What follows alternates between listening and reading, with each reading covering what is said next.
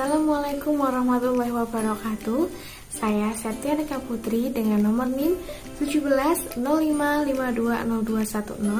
dari Prodi Akuntansi Universitas Sikubang Semarang. Saya akan menjelaskan mengenai peran auditor internal dalam pencegahan dan pendeteksian kecurangan. Video ini saya buat untuk memenuhi salah satu syarat ujian tengah semester mata kuliah audit investigatif dengan dosen pengampu Bapak Arif Himawan, SE, MM, AK, CA, CPA. Selain itu, diharapkan dengan video penjelasan ini, teman-teman bisa lebih memahami mengenai mata kuliah audit investigatif, khususnya mengenai materi kecurangan atau fraud. Langsung saja, ini dia penjelasannya. Di sini saya akan menjelaskan mengenai 5 pokok pembahasan. Yang pertama, fenomena yang berkaitan dengan kecurangan. Yang kedua, teori kecurangan menggunakan teori Diamond Fraud. Yang ketiga, komponen pengendalian internal. Yang keempat, peran auditor internal dalam mencegah dan mendeteksi kecurangan. Dan yang kelima atau yang terakhir mengenai kompetensi internal auditor. Mari kita simak untuk penjelasan yang pertama mengenai fenomena yang berkaitan dengan kecurangan.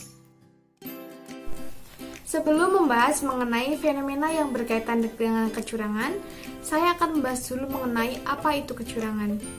Kecurangan atau fraud merupakan suatu tindakan yang disengaja yang dilakukan oleh satu atau beberapa pihak dalam manajemen, pegawai, atau pihak ketiga yang mengakibatkan kerugian bagi pihak-pihak tertentu. Fenomena kecurangan ini diawali karena adanya peluang bagi para pelaku fraud untuk melakukan suatu tindakan penyimpangan. Tindakan fraud ini tidak tergantung pada kekerasan atau kekuatan fisik, melainkan penipuan dilakukan oleh pihak dan organisasi untuk mendapatkan uang, kekayaan, atau jasa untuk mendapatkan keuntungan pribadi atau bisnis.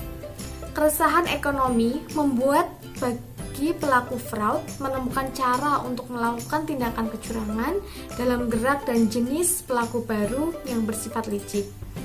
Kecurangan yang dilakukan di perusahaan biasanya melalui laporan keuangan, karena laporan keuangan merupakan sebuah acuan bagi para pengguna informasi keuangan untuk melihat bagaimana kondisi keuangan sebuah perusahaan.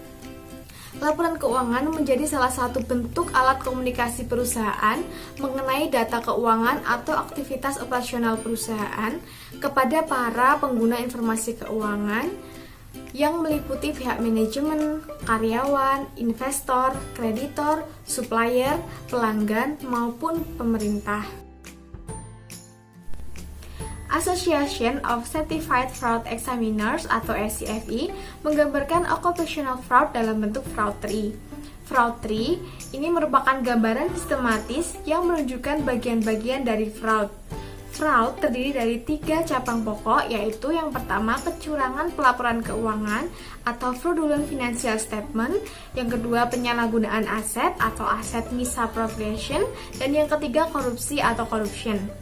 Yang pertama mengenai kecurangan pelaporan keuangan atau fraudulent financial statement, ini meliputi tindakan yang dilakukan oleh pejabat atau eksekutif suatu perusahaan atau instansi pemerintah untuk menutupi kondisi keuangan yang sebenarnya dengan melakukan rekayasa keuangan atau financial engineering dalam penyajian laporan keuangan untuk memperoleh keuntungan.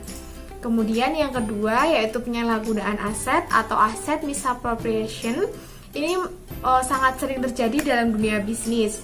Aset dapat disalahgunakan baik secara langsung maupun secara tidak langsung, dan sering pula adanya penggelapan aset baik tunai atau cash seperti skimming, cash larceny atau fraudulent disbursement, maupun non tunai atau non cash itu inventory and all other asset meliputi misu dan larceny. Kemudian yang ketiga corruption, yaitu korupsi merupakan penyalahgunaan wewenang yang dilakukan oleh orang-orang yang memiliki kedudukan di perusahaan atau organisasinya. Menurut SCFE, Corruption memiliki 4 jenis utama, yaitu yang pertama conflict of interest atau benturan kepentingan, kemudian yang kedua bribery atau penyuapan, yang ketiga itu illegal gratuitous atau pemberian ilegal, dan yang keempat atau yang terakhir itu economic extortion atau pemerasan ekonomi.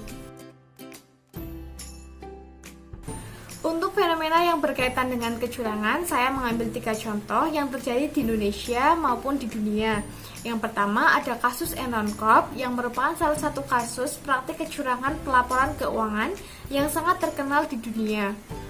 Kasus ini berkaitan dengan kantor akuntan publik ternama yaitu KAP Arthur Andersen. Saat itu Enron melaporkan kerugiannya hingga ratusan juta dolar di Wall Street. Sebuah perusahaan yang beromset hingga 100 miliar US dollar tiba-tiba kolaps dan harus menanggung rugi lebih dari 50 miliar US dollar. Dana pensiun 7.500 karyawan habis hanya untuk membeli sahamnya sendiri. Sebuah rekor kebangkrutan yang terburuk di Amerika Serikat sepanjang sejarah. Sistem akuntan yang curang merupakan penyebab utama kebangkrutan Enron. Pendapatannya di markup sampai 600 juta US dollar, utang senilai 1,2 miliar disembunyikan dengan teknik off balance sheet. Kebobrokan ini terjadi ketika Sharon Watkins melaporkan praktik tidak terpuji atas tindakan auditor Arthur Andersen karena merekayasa laporan Enron.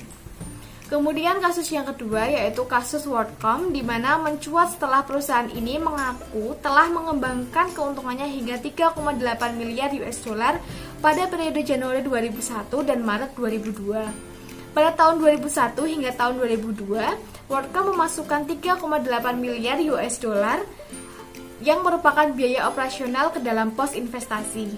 Dengan hilangnya biaya operasional ini, maka pos keuntungan menjadi lebih besar karena biaya yang seharusnya mengurangi keuntungan sudah kecil.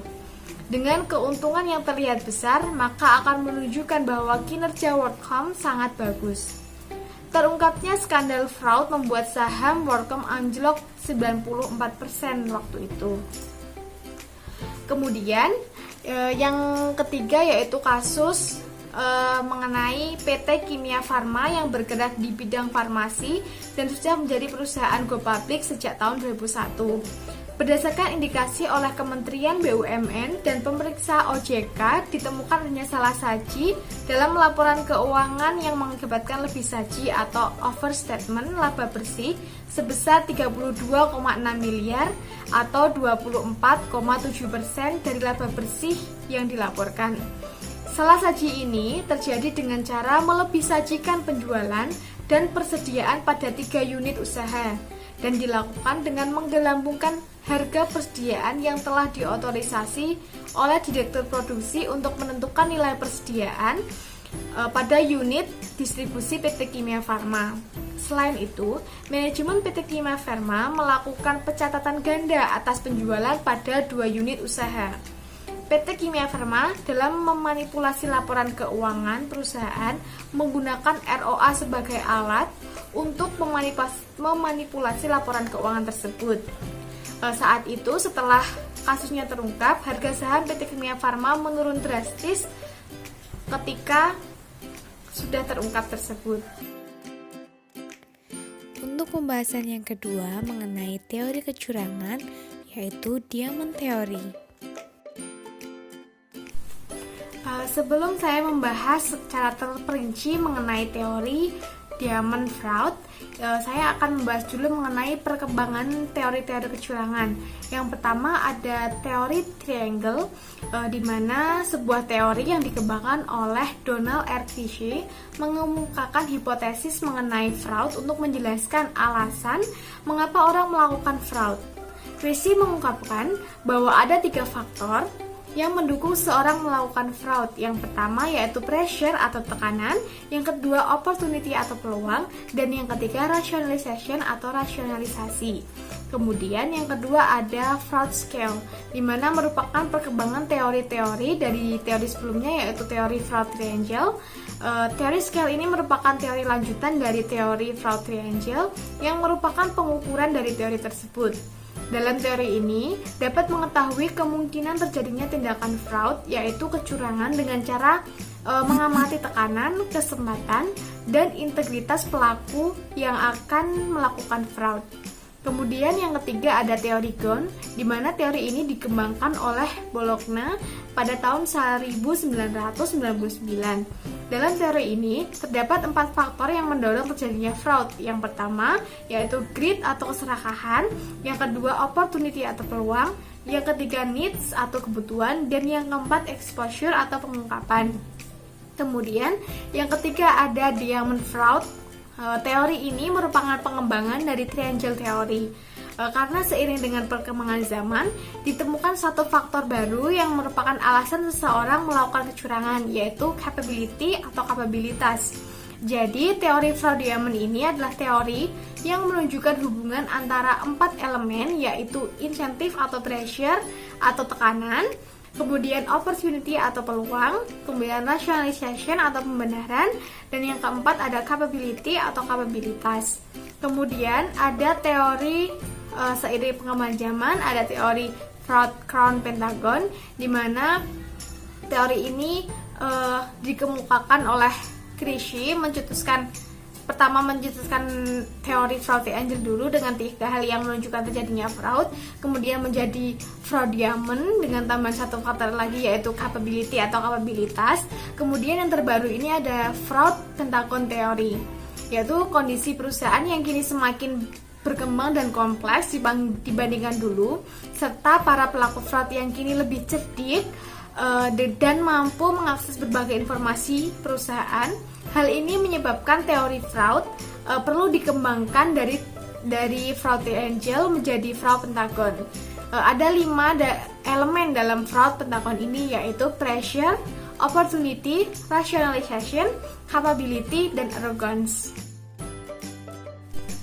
Nah, saya akan menjelaskan mengenai fraud diamond theory secara lebih terperinci. Teori diamond fraud ini adalah bentuk pembaruan dari fraud triangle theory yang dikemukakan oleh Crisci, yang menambahkan elemen kualitatif yang diyakini memiliki hubungan signifikan dengan tindakan fraud. Jika dalam teori fraud triangle menjelaskan bahwa terdapat 3 elemen, yaitu pressure atau tekanan, kemudian opportunity atau peluang, kemudian rationalization atau rasionalisasi. 3 elemen tersebut dalam fraud diamond theory itu mengalami penambahan elemen, yaitu capability atau kapabilitas. Nah, sekarang kita bahas satu persatu mengenai teorinya. Yang pertama itu ada insentif atau pressure, atau yang diartikan dengan tekanan. Itu merupakan motif dari perilaku seseorang untuk melakukan penyelewengan karena dipicu oleh adanya tuntutan gaya hidup, kemudian ketidakberdayaan dalam soal keuangan, kemudian adanya perilaku gambling, kemudian mencoba-coba untuk mengalahkan sistem, dan adanya ketidakpuasan kerja. Setiap pelaku harus menghadapi beberapa jenis tekanan untuk dapat melakukan penipuan. Tekanan yang dirasakan diartikan sebagai motivasi yang menuntut maupun menuntun perilaku untuk terlibat dalam perilaku yang tidak etis. Tekanan atau motif ini sesungguhnya mempunyai 2 bentuk, yaitu bentuk nyata atau direct. Itu adalah kondisi kehidupan nyata yang dihadapi oleh pelaku, seperti kebiasaan sering berjudi, kemudian party atau clubbing, atau persoalan keuangan. Kemudian ada bentuk persepsi atau indirect. Itu merupakan opini yang dibangun oleh pelaku yang mendorong untuk melakukan kecurangan, seperti executive need. Kemudian yang kedua ada opportunity atau peluang.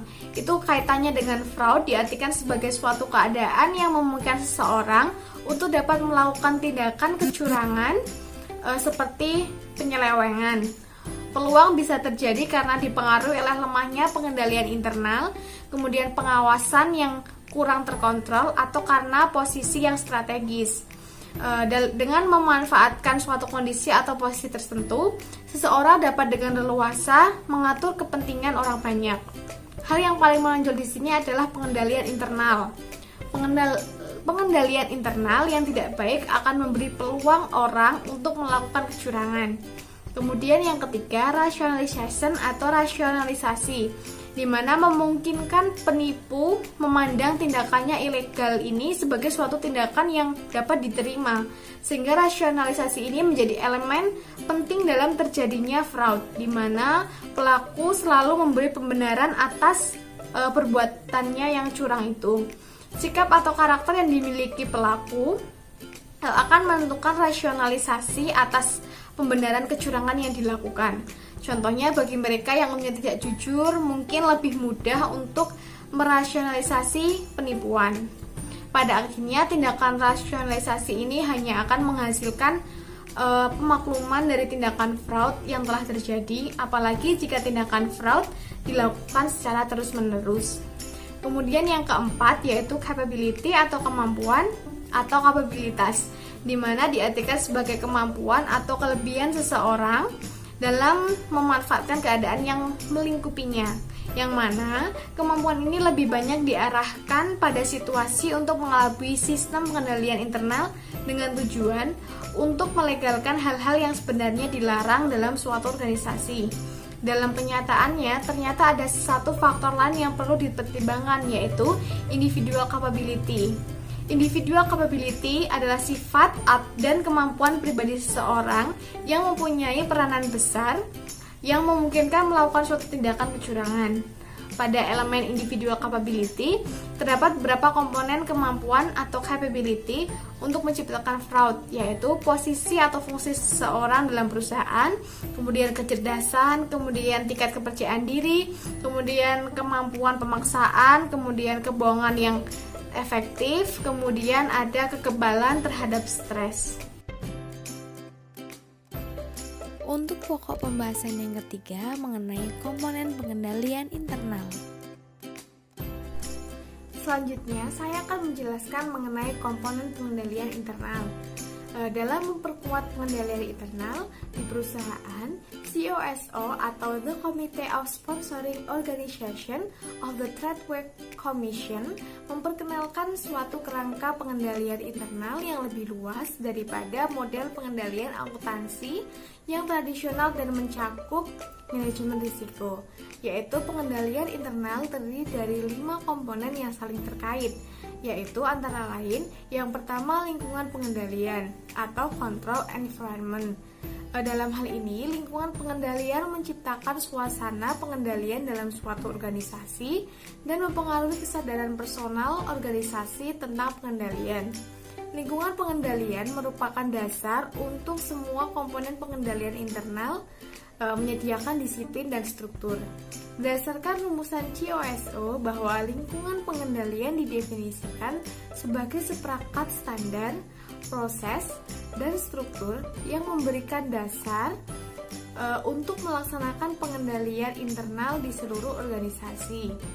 Lingkungan pengendalian mencakup, yaitu yang pertama ada integritas dan nilai etika, yang kedua komitmen terhadap kompetensi, kemudian yang ketiga partisipasi dewan komisaris atau komite audit, kemudian yang keempat filosofi dan gaya operasi manajemen, yang kelima ada struktur organisasi, kemudian yang keenam pemberian wewenang dan tanggung jawab, kemudian yang terakhir yang ketujuh itu kebijakan dan praktik sumber daya manusia.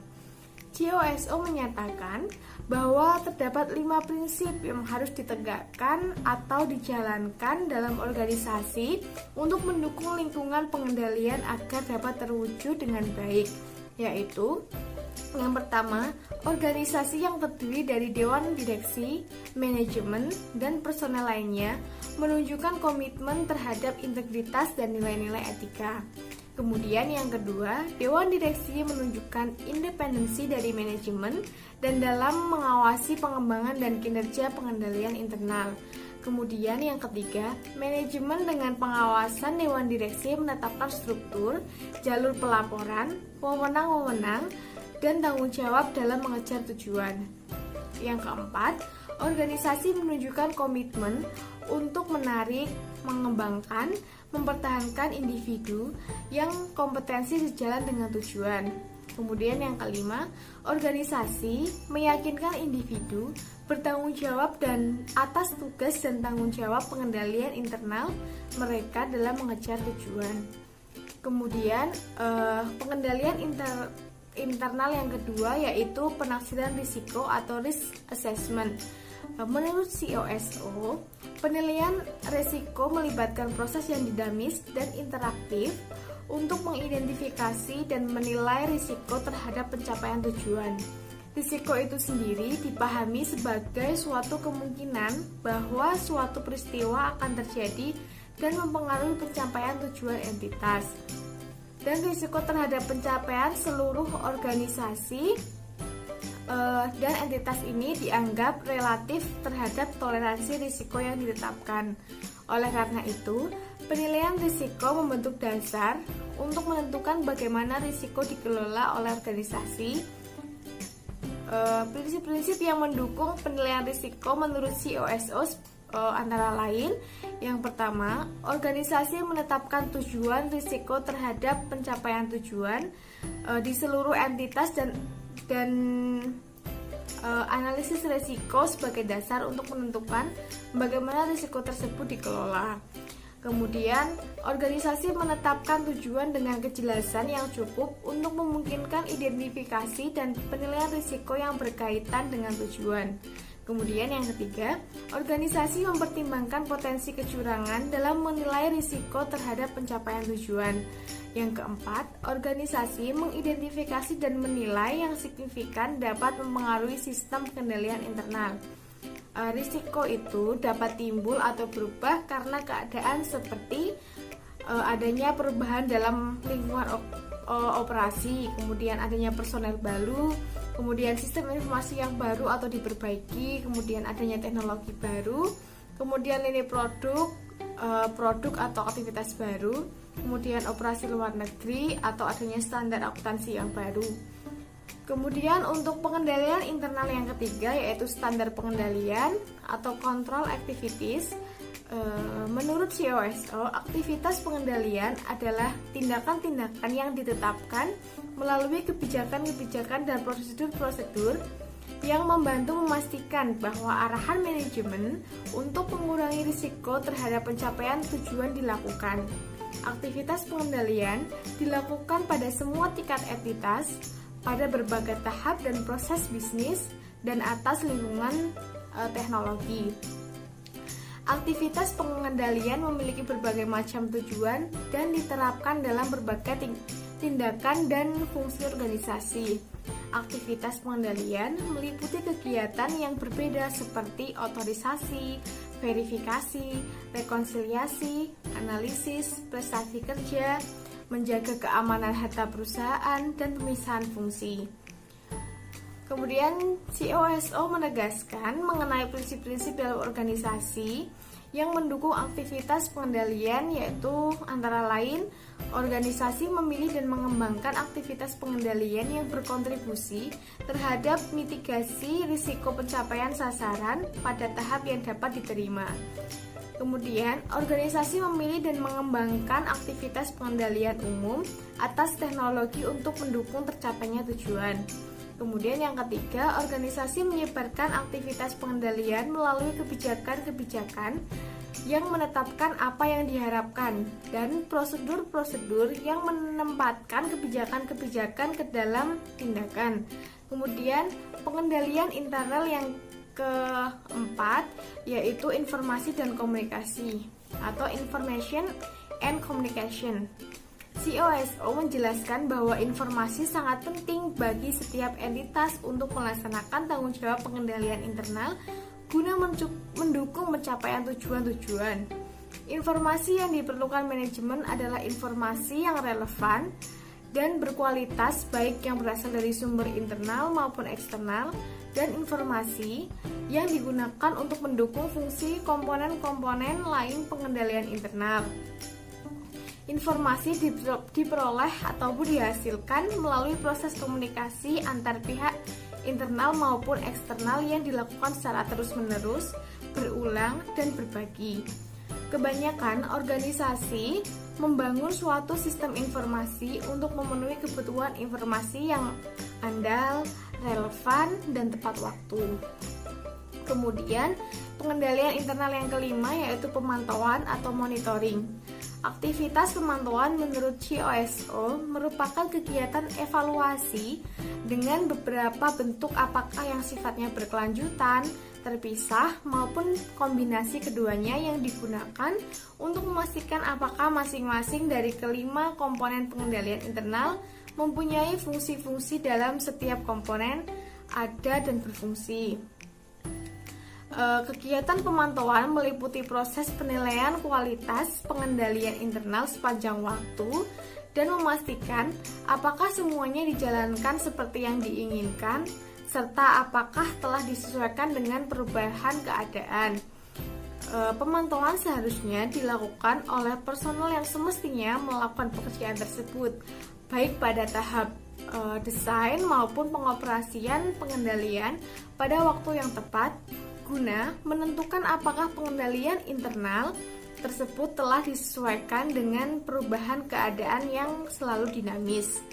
Secara singkatnya dapat dikatakan bahwa pemantauan dilakukan untuk memberikan keyakinan apakah pengendalian internal telah dilakukan secara memadai atau tidak.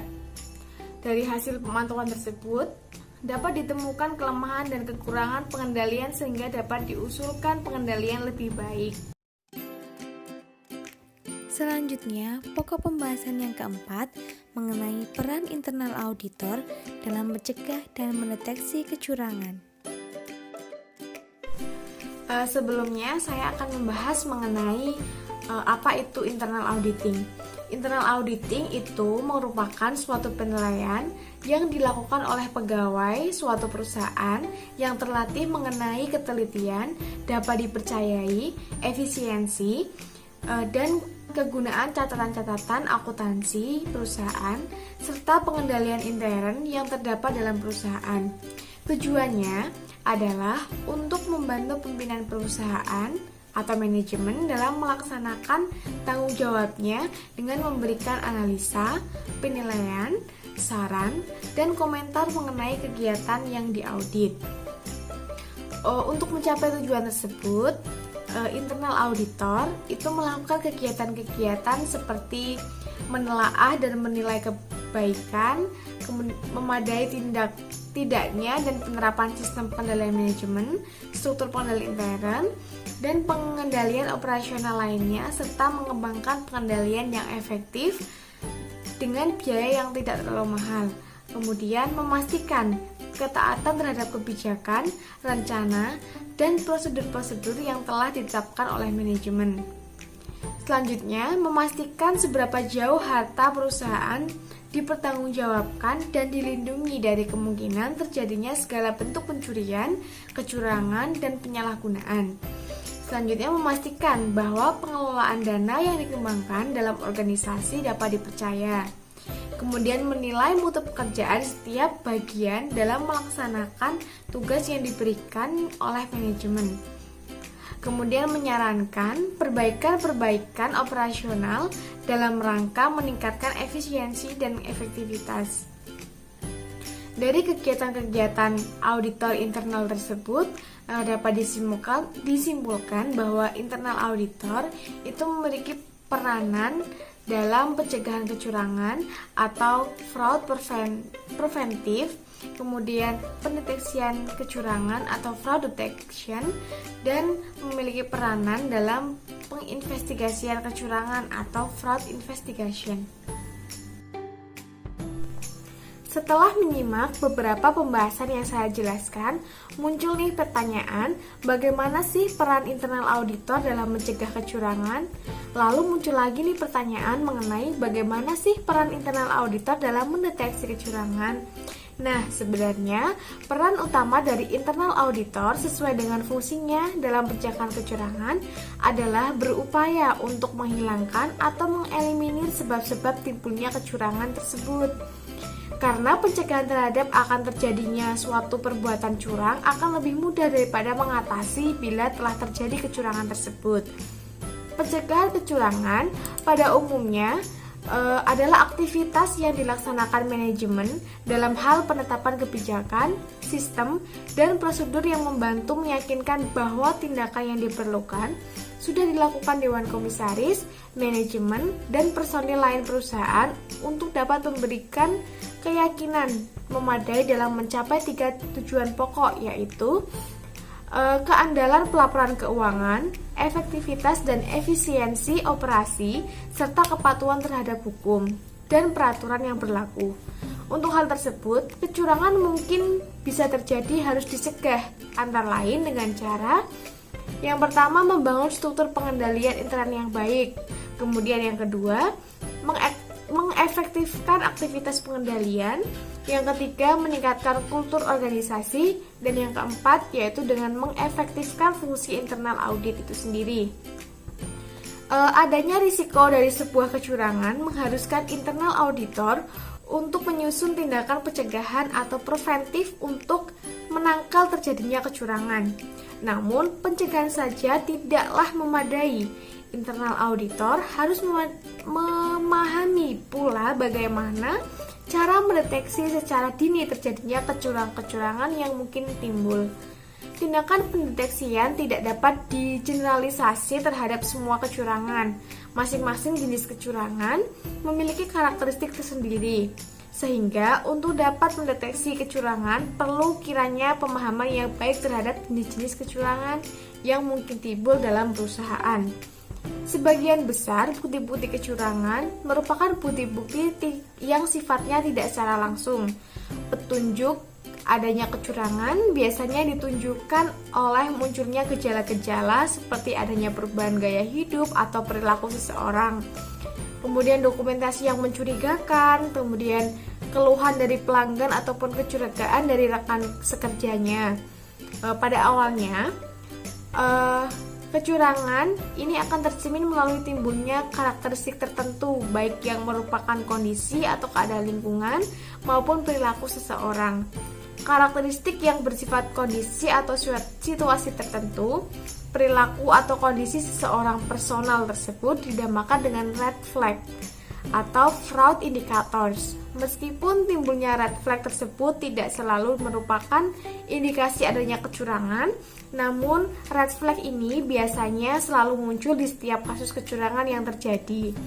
Pemahaman dan analisis lebih lanjut terhadap red flag tersebut dapat membantu langkah selanjutnya untuk memperoleh bukti awal atau mendeteksi adanya kecurangan. Untuk pembahasan yang kelima, yaitu pembahasan yang terakhir mengenai kompetensi internal auditor. Kompetensi internal auditor adalah suatu pengetahuan, keahlian, pengalaman, dan keterampilan seorang auditor internal yang diperlukan untuk melakukan audit secara objektif, cermat, dan seksama. Menurut standar kompetensi auditor, disebutkan bahwa auditor harus memiliki kemampuan yang mencakup antara lain yang pertama, yaitu pengetahuan atau knowledge. Pengetahuan merupakan fakta, informasi, dan keahlian yang diperoleh seorang melalui pendidikan, baik secara teori maupun pemahaman praktis.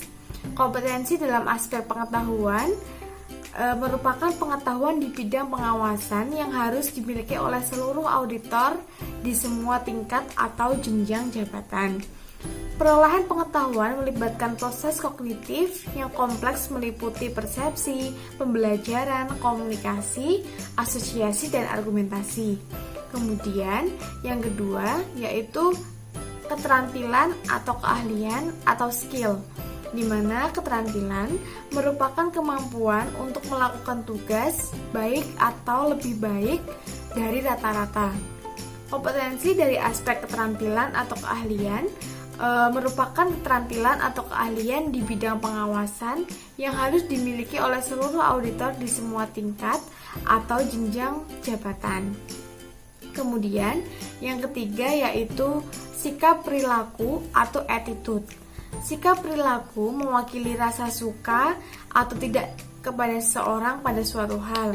Kompetensi dari aspek sikap perilaku merupakan sikap perilaku yang harus dimiliki oleh seluruh auditor di semua tingkat atau jenjang jabatan.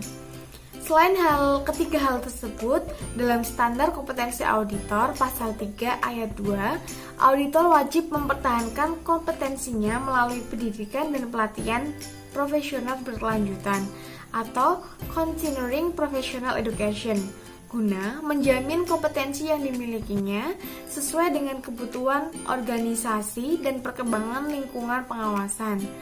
Pendidikan dan pelatihan profesional berkelanjutan diperoleh melalui keanggotaan dan partisipasi dalam asosiasi profesi, pendidikan sertifikasi jabatan fungsional auditor atau JFA, konferensi, seminar, kursus-kursus, program pelatihan di kantor sendiri, dan partisipasi dalam proyek penelitian yang memiliki substansi di bidang pengawasan.